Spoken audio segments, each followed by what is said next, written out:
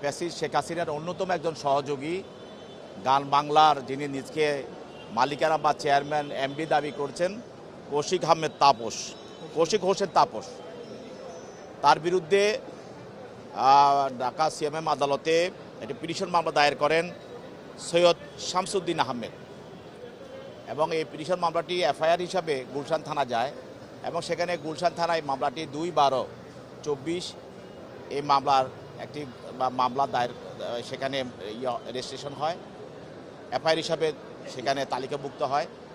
এই মামলার বিষয় হলো যিনি বাদী সে দাবি করছেন যে গান বাংলা যে প্রতিষ্ঠানটা দেখছেন আপনারা, এই গান বাংলা চ্যানেলটা টিভি চ্যানেলটির মালিক তিনি এবং তার সঙ্গে আরও কয়েকজন আছেন।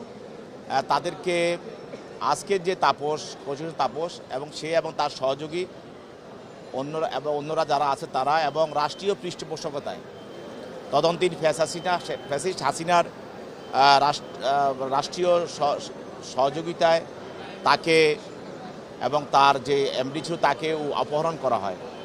অপহরণ করে তাদের কাছে জোরপূর্বক তাদেরকে একটা গুলশানে একটা বাড়িতে আটকিয়ে রাখা হয়।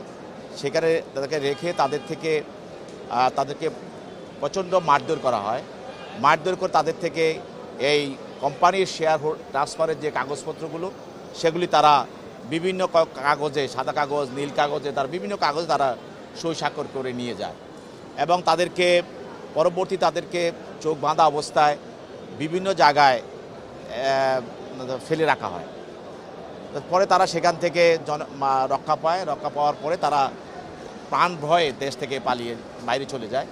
এরপরে দেশে যখন বর্তমান যে 5 তারিখের পরে দেশে যে মানুষের বসবাস করার যে একটা উপযোগী পরিবেশ সৃষ্টি হয়েছে তখন তারা দেশে ফিরে এসে তারা এই মামলাটা তারা দায়ের করে। তাদের অভিযোগ হলো এই গান বাংলা যে চ্যানেলটা এটার মালিকানা আজকে যে বাদী তিনি এবং তার অন্যান্য যারা শেয়ার হোল্ডার আছেন তারা, এবং তাদেরকে জোর করে অপহরণ করে মারধর করে তাদের থেকে এটা লিখিয়ে নেওয়া হয় এবং তাদের থেকে বিভিন্নভাবে তাদেরকে চাঁদা দাবি করে টাকাও নেওয়া হয়। এইটাই তাদের অভিযোগ এবং তাদেরকে জোর করে কোম্পানি কাগজপত্র অন্য কাগজ সই স্বাক্ষর করে নিয়ে নেওয়া হয়। এখন আজকে সে যেহেতু তাপস অন্য একটি আপনি জানেন যে বৈষম্যবিরোধী ছাত্র আন্দোলনের একটি মামলায় হত্যা চেষ্টা মামলায় সে আসামি, সেই হিসাবে সে ওই মামলায় সে জেলে আছে। এখন এই মামলা যেহেতু তার বিরুদ্ধে এজাহারটা দায়ের করা হয়েছে গুলশান থানায় এবং সে 1 নম্বর আসামি এই মামলায়, আজকে তদন্তকারী কর্মকর্তা এই মামলার তদন্তকারী কর্মকর্তা যে মামলাটা গুলশানে হলো এই মামলা তদন্তকারী কর্মকর্তা তাকে আজকে এই মামলায় গ্রেপ্তার দেখানোর জন্য একটা দরখাস্ত দাখিল করে।